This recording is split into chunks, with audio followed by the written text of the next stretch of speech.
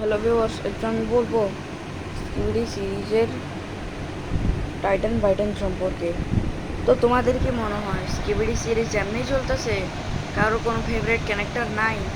সবার আও মরো সায়েন্টিস্ট জি ম্যান, তারপরে এই হেই সবাই মরো। তোমাদের কি মনে হয় স্কিবিডি সিরিজ এমনি চলতেছে? প্রত্যেক সবার নিজস্ব পছন্দের জিনিস আছে, যা দিয়ে সবাই স্কিবিডি সিরিজ বানাচ্ছে। যেমন ডম স্টুডিওর হচ্ছে সায়েন্টিস্ট বর্জা, ডাফক বুমের হচ্ছে জি ম্যান। কিন্তু আমি ডাফক বুমকে এখনো প্রশ্ন করি নাই, বুমকে বাদ দাও।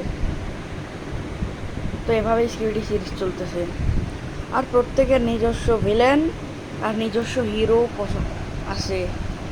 এর এইভাবেই চলতেছে পুরো স্কিবিডি সিরিজ, ঠিক আছে?